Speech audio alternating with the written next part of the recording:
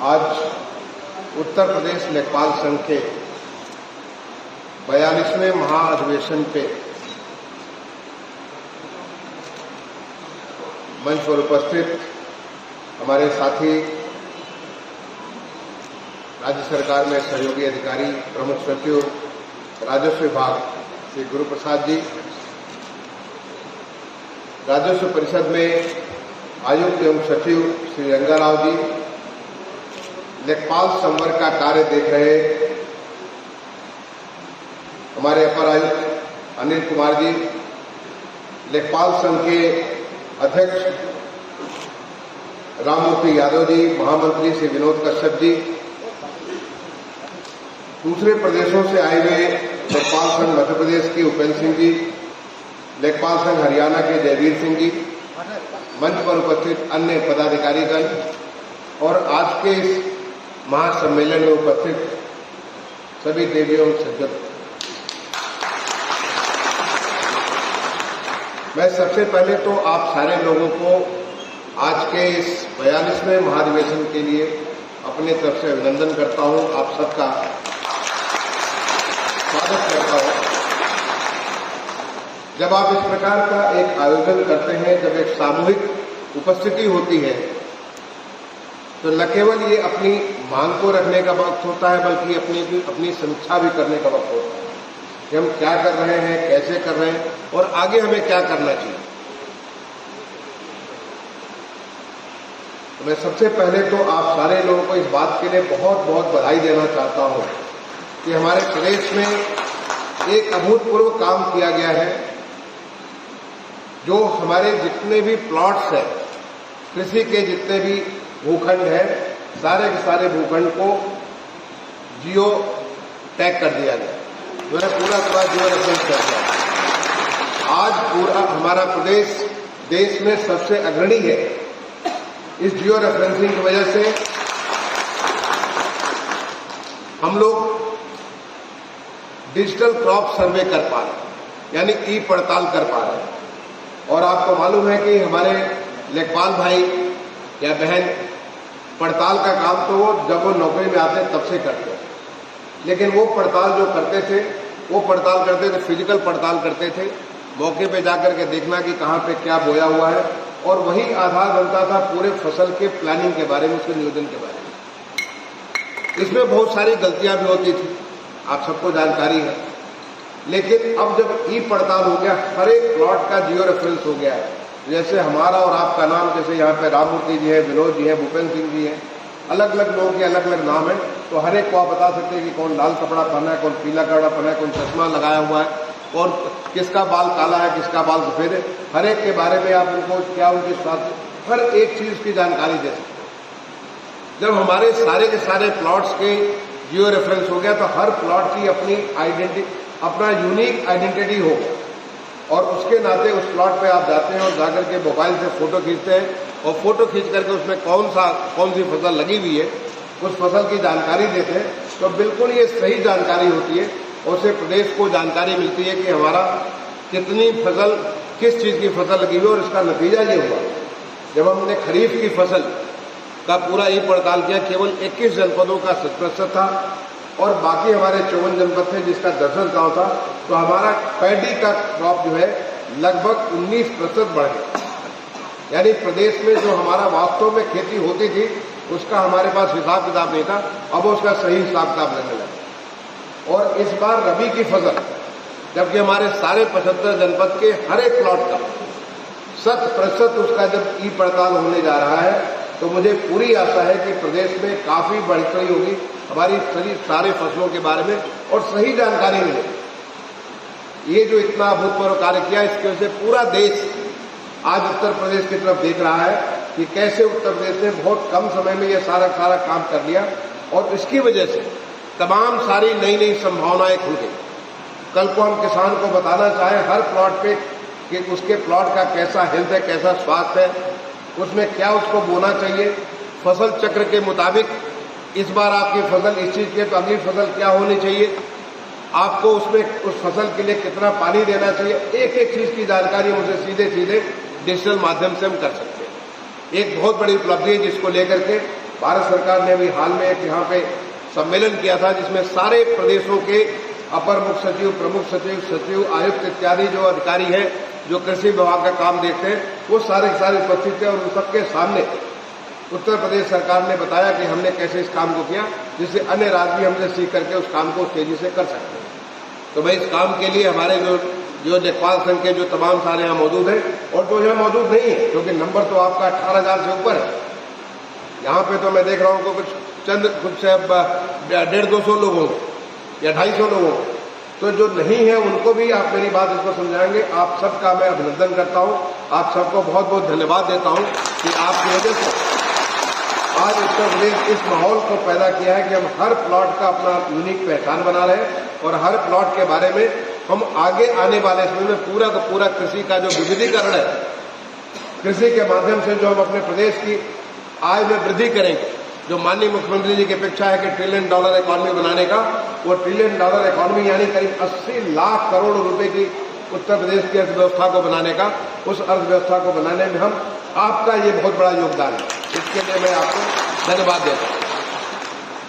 इसी प्रकार से माननीय प्रधानमंत्री जी ने भू स्वामित्व योजना प्रारंभ किया जिसमें घरों नहीं बनाया जाना। हमारे गांव में जो हमारे खेती के जो जमीन थी उसके बारे में तो भूखंड से खतौनी और खतरा बनता था, लेकिन जहां लोगों की बसावट है उसका कोई भी जानकारी, किसी प्रकार की जानकारी नहीं थी और उसको लेकर के लोगों के बीच में फौजदारी होती थी, उसको लेकर के बहुत किस्म की आपस में लड़ाई झगड़ा होता था क्योंकि किसी को मालूम नहीं, किसी के पास कोई ऐसा रिकॉर्ड नहीं जिससे वो बता सके कि हमारी कितनी जमीन पे हमारा मकान बना हुआ है, कितनी जमीन पे हमारा हमारे जो गाय और बैल इत्यादि जो हमारे जानवर है उनके लिए कितनी जमीन पे हमारे सहन बनी हुई है, ये कोई जानकारी नहीं। जो एक लोक परंपरा के रूप में जो चली आ रही है वो चली आ रही है, लेकिन पहले बार माननीय प्रधानमंत्री जी ने गांव के गरीबों का, गांव के किसानों की चिंता को उन्होंने महसूस किया और उन्होंने भू स्वामित्व योजना प्रारंभ किया। आज उत्तर प्रदेश में लगभग 78 लाख, आपके जो महामंत्री जी बता रहे थे 58 लाख नहीं, आज 78 लाख हमारी घरौनी बन चुकी है और हम 100% घरौनी बनाने की तरफ से अग्रसर हैं। और इससे इसका जो सबसे बड़ा लाभ मिलेगा कि हमारे किसान भाई अगर कल को अपने जमीन को बेचना चाहते हैं, अपने जमीन को गिरवी रख करके वहां पे कुछ लोन लेना चाहते हैं, कोई नया व्यवसाय करना चाहते हैं, क्योंकि आज देश हमारा बदल रहा है और देश के बदलाव के साथ हमारा प्रदेश भी बहुत तेजी से बदल रहा है। उसमें हमें नई नई संभावनाएं, आज किसान जो है केवल एक किसानी नहीं कर रहा बल्कि किसान एक व्यवसाय भी बन रहा है और व्यवसायी बनने के लिए उसको अगर कोई नई संभावनाएं तलाशनी है तो उसका वहां पे स्वामित्व होना आवश्यक है। उस स्वामित्व होने के बाद बैंक का भी उस पर भरोसा बनेगा।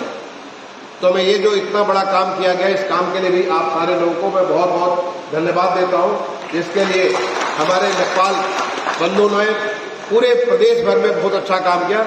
और जो बचा हुआ काम है उस काम को मैं आपसे अपेक्षा करूंगा कि जितना जल्दी से जल्दी पूरा हो सके, अगर वो पूरा, क्योंकि उसमें असली काम तो ज्यादा काम जो टेक्नोलॉजी का है, हमारा जो है टेक्नोलॉजी के माध्यम से हम पूरा कैप्चर करते हैं, उसको जो सारी तस्वीरें कैप्चर करते हैं, लेकिन उसका ग्राउंड ट्रूथिंग का मतलब है कि जमीन के ऊपर उसकी सत्यता, वास्तव में वो सही है कि गलत है, वो सारा का सारा काम आपके कंधों पे है। इस काम को हम जितना जल्दी पूरा करेंगे उतना ही अच्छा होगा।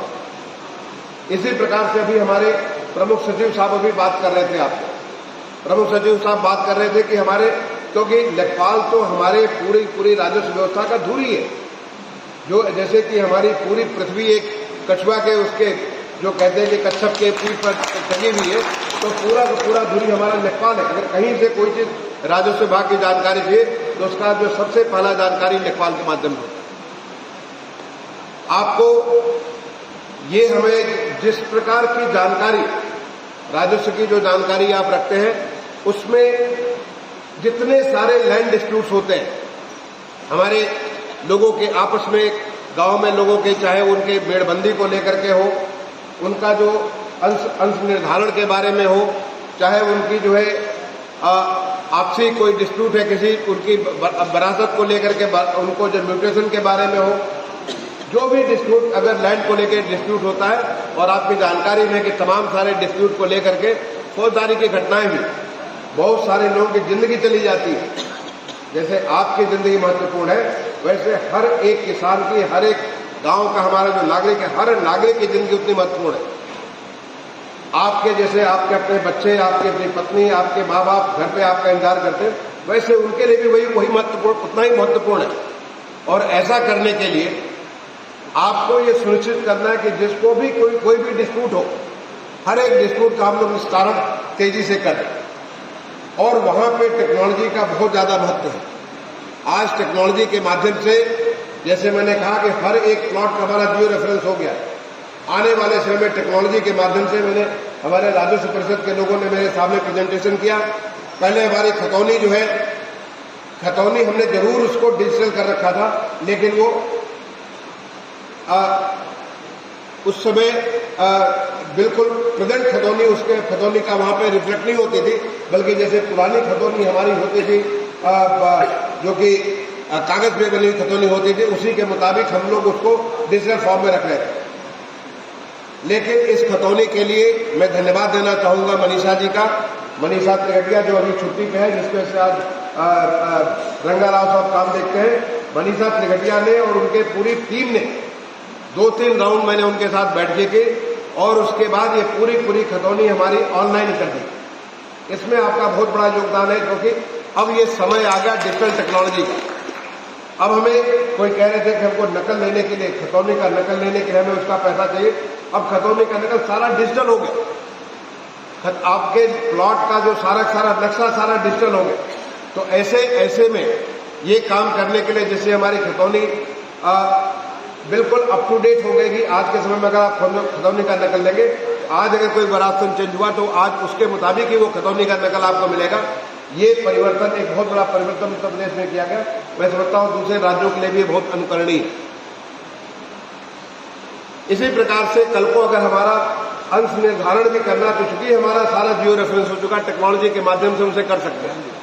और इसलिए आने वाले समय में हमको टेक्नोलॉजी का प्रयोग अधिक से अधिक करना है। ये हमारा बदलता हुआ भारत है, बदलता हुआ देश है, बदलता हुआ उत्तर प्रदेश है। आपको टेक्नोलॉजी के माध्यम से, जब मेरे सामने प्रेजेंटेशन किया गया राजस्व परिषद के द्वारा, ने कहा कि हम ऐसे तमाम सारे इक्विपमेंट लें। अब वो जमाना बीत गया कि जंजीर लेकर के आप घूमते थे, वो जमाना बीत गया जबकि आप पैमाइश जंजीर से किया करते थे। अब जमाना है कि आप मोबाइल फोन लेकर के उसके माध्यम से पूरा का पूरा चौहद्दी आप तय कर सकते हैं। अब जमाना है जबकि आप अपने लैपटॉप के ऊपर या अपने आईपैड के ऊपर या अपने मोबाइल फोन के ऊपर सारा का सारा पूरी जानकारी आप ले सकते हैं, क्योंकि हर एक पास स्मार्टफोन उपलब्ध है। तो ऐसे में हमें उस टेक्नोलॉजी का कैसे प्रयोग करें, और टेक्नोलॉजी का प्रयोग करने के लिए ऐसा नहीं कि आपको इंजीनियर बनने की जरूरत है, ऐसा नहीं कि आपको आईटी की डिग्री लेने की जरूरत है, बल्कि आपको प्रयोग के माध्यम से, क्योंकि आप देखते होंगे कि आपके बच्चे तो आपसे भी ज्यादा तेजी से इस काम को कर लेते हैं। अगर हमारे बच्चे इस काम को कर सकते हैं तो हम भी कर सकते हैं। केवल सीखने की बात है, थोड़ा प्रैक्टिस करने की बात है। आप एक बार प्रैक्टिस करेंगे तो आप इस टेक्नोलॉजी को अंगीकार कर सकेंगे, और उसको जितना जल्दी अंगीकार करें उतना आपके लिए बेहतर होगा, क्योंकि उससे हमारी ताकत 1 से 1000 की ताकत हो जाती है। जो हमारे उत्तर प्रदेश का जो हमारा आकार प्रकार है, और जिस प्रकार से उत्तर प्रदेश में आप देखिए कि आज कहाँ उत्तर प्रदेश के बारे में कोई सोचता नहीं था कि यहाँ कोई इन्वेस्टमेंट करने आए, कोई निवेश करने आए। जब उत्तर प्रदेश में हमारा ग्लोबल इन्वेस्टर समिट हुआ तो 40 लाख करोड़ रुपए के पूरे इन्वेस्टमेंट के निवेश के यहाँ पे एमयू साइन किया। 40 लाख करोड़, आपको नंबर को सुन करके आपको चेहरन हो जाती है। 40 लाख करोड़ का जीरो का नंबर आप समझ सकते हैं कितना होता है। ये होता है 1 के आगे, मेरे 4 के आगे 13 जीरो, 13 बार शून्य आप लिखेंगे, उतने करोड़ रुपए का हमारा जो है एमयू साइन किया गया। और अभी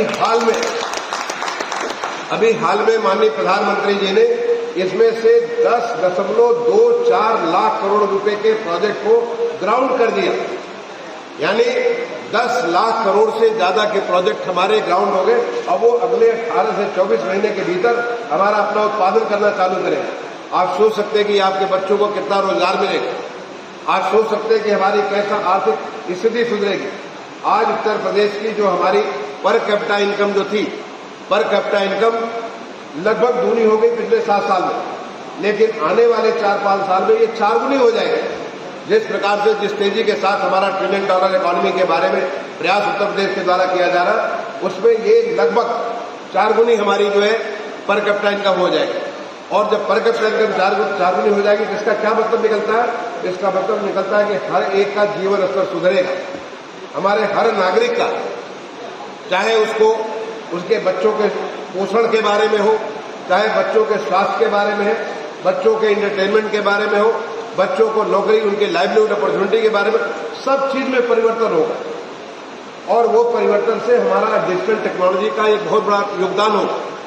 इसलिए आने वाले समय की ये मांग है, आने वाले समय की ये अपेक्षा है कि हम सारे के सारे लोग अपने आप को उसके मुताबिक अपने को ढाल लें।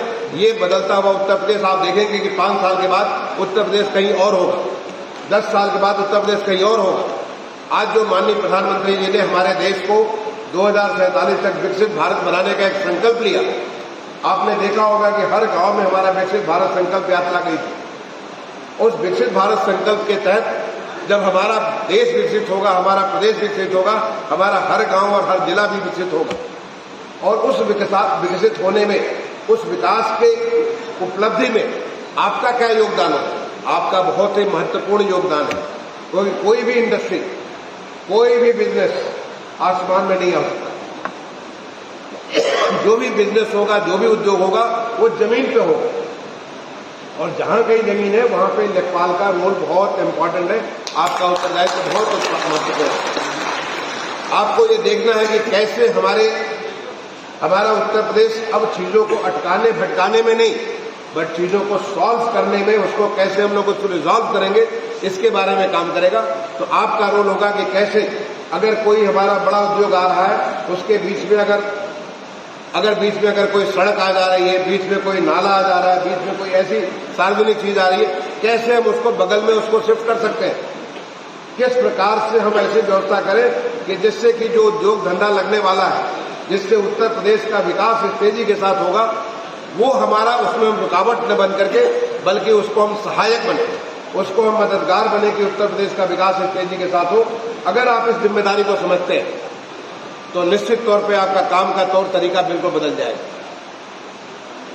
आज मुझे बताया गया कि कुछ हमारे जो 31,000 पद हैं, लगभग 31,000 पद हैं हमारे लेखपालों के, जिसमें 18,000 पद भरे हुए, और जो बाकी बचते हैं 13,000, जिसमें से 8,000 का सिलेक्शन हो चुका है, चयन हो चुका है। कुछ विधिक अड़चने हैं जिसके नाते अभी रिजल्ट डिक्लेयर नहीं हुआ, बट रिजल्ट बहुत जल्दी डिक्लेयर हो जाएगा। अगर आप उन 8,000 जो लोग हैं जिनका सिलेक्शन होने वाला है, आप उनको जाकर के जरा पूछिए एक बार, उनके माँ बाप से पूछिए एक बार, तब आपको समझ में आएगा कि आप कहाँ पे हैं, आप कितने महत्वपूर्ण लोग हैं। आपको वहां एंटर करने के लिए कितनी तपस्या आपके माँ बाप को करनी पड़ी, तब जाकर के आप लेखपाल बने। कितना आपको खुद तपस्या करनी पड़ी जिससे कि आप लेखपाल बने। आपको किसी को भी अपना महत्व जानने के लिए जरा अपने मूल पे जाकर के देखना पड़ता है कि वहां से क्या चीज हुआ। और जब एक बार आपने भूल गए तो भूल जाकर के अपने आप समझ में आ जाती बात कि हमारा महत्व है, और हम इस देश को विकसित संकल्प जो है, माननीय प्रधानमंत्री जी का जो संकल्प है विकसित भारत का, या हमारे माननीय मुख्यमंत्री जी का जो संकल्प है, उस संकल्प को साधने में, उस संकल्प को पूरा करने में हमारा कैसा योगदान होगा, ये हम आप सारे लोगों को इसलिए बताना चाहते हैं कि जिससे आप आसानी से इस चीज को समझ सकें। आपने बहुत सारी मांगे यहां पे रखी है। अभी आपके जो मंत्री जी थे, उन्होंने कई सारी मांगे मेरे सामने रखी,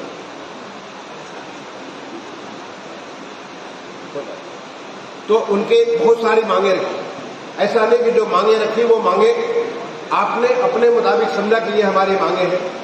इन मांगों को कैसे हम लोग पूर्ति कर सकते हैं, इसके बारे में हमें विचार करना होगा, क्योंकि शासन की व्यवस्था एक पूरा का पूरा एक ऐसी व्यवस्था जिसमें हर चीज का, जो भी शासन का एक निर्णय होता है, उस निर्णय का दूसरे निर्णय पर भी असर पड़ता है। और उन सारी बातों को समुचित रूप से, जैसा कि आपके प्रमुख सचिव साहब ने कहा, कि हमारी जो भी आपकी मांगे हैं, उन मांगों को कैसे हम लोग विचार करेंगे, विचार करके उस पर निर्णय करेंगे। मैं आपको इस बात के लिए आश्वस्त कर सकता हूं कि जो भी आपके मांगे हैं, उन सारी मांगों के ऊपर एक खुले मन से विचार किया जाए, क्योंकि आप हमारे प्रदेश के विकास के लिए बहुत ही महत्वपूर्ण कड़ी है। ये हमारी माननीय मुख्यमंत्री जी की, आप देखते होंगे कि कितनी ऑब्जेक्टिविटी के साथ हमारे प्रदेश में जिस प्रकार से, जिस तेजी के साथ लोगों को नई नई भर्तियां हो रही हैं, जैसे लोगों के प्रमोशन हो रहे हैं, जैसे लोगों को सुविधाएं दी जा रही, ताकि वो हम प्रदेश को उतना ही स्ट्रांग बना सकें। और ऐसा करने में हमारा राजस्व विभाग बिल्कुल पीछे नहीं होगा। मैंने आपकी मांगों को बड़े ध्यान से सुना है और उसके बारे में अलग अलग हम उसको विचार करेंगे। यहाँ पे हम किसी चीज के बारे में आपको आश्वासन नहीं दे सकते। आश्वासन तो इस बात का दे सकते, हर चीज के ऊपर हम लोग गंभीरता से विचार करेंगे और विचार करने के बाद जो आपके हित में, और मैं कहूंगा कि आपके हित से बड़ा राज्य सरकार के हित में होगा, हमारे प्रदेश के विकास के हित में होगा, ऐसे निर्णय हम लोग लेंगे। मैं आज जो आपका जो ये सम्मेलन हुआ, इस सम्मेलन में शुरू में मुझे ये ला करके लगाने की कोशिश मुझे दिया गया। मैं किसी भी फंक्शन में ये नहीं लगाता। हो सकता है कि आप में से कुछ लोगों को बुरा लगा हो, लेकिन मैं आपको बताना चाहता हूं ये बुरा नहीं, बल्कि मैं आपसे कहूंगा कि आगे ये लगाना बंद कर दीजिए। आप कोई भी फंक्शन करते हैं लगाना बंद कर दीजिए। इसको मैं कई बार बोल चुका हूं। क्यों बंद कर दीजिए? क्योंकि इसको लगाने से न मेरी पहचान बनती, ना आपकी पहचान बनती। ऐसा लगता लोगों को कि जैसे हमने ये लगा लिया तो हम कुछ अलग हो गए। ऐसा कुछ नहीं है। ये एक कूड़ा है जो कि आप इसके बाद इसका कोई प्रयोग नहीं होगा। इसको हम ले जाकर कूड़ेदान में डालें तो हम क्यों कूड़े को बढ़ाएं? आज हमारे पूरे देश में स्वच्छ भारत मिशन माननीय प्रधानमंत्री जी के वो एक संकल्प था, माननीय प्रधानमंत्री जी की एक विजन था। आप देख रहे होंगे कि कैसे हमारे गांव बदल गए, कैसे हमारे शहर बदल गए, कैसे देखते देखते सारी परिस्थितियां बदल गई।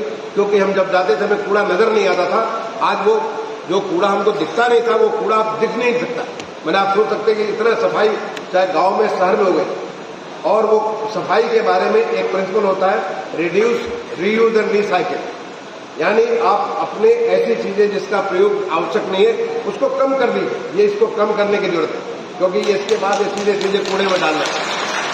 अगर आप किसी चीज को बार बार यूज करिए तो उससे भी कूड़ा हमारा कम हो सकता है, या रिसाइकिल करिए, उसको दूसरे फॉर्म में परिवर्तित करके उसका प्रयोग करिए, उससे भी हमारा कूड़ा कम होता है। तो अगर हमें स्वच्छ भारत मिशन को, जो आपने देखा होगा कि कैसे आपका गांव बदला, कैसे शहर बदला, कैसे नगर गली सब कुछ बदल गया, तो उसके हिसाब से अगर आप परिवर्तन करना चाहें तो निश्चित तौर पे आप आगे से लगाना बंद कर देंगे। और मेरी आपसे अपील होगी कि इसकी या कोई भी ऐसी चीज न करें जिसकी आवश्यकता नहीं। जो चीज आवश्यक है वही करिए, और उसको करने से आपको हमारे देश, जो देश जिस प्रकार से बदल रहा है, उस बदलते हुए देश के, विकसित होते हुए अपने देश को एक आत्मनिर्भर बनते हुए देश को आप भी उसके सहभागी बनेंगे।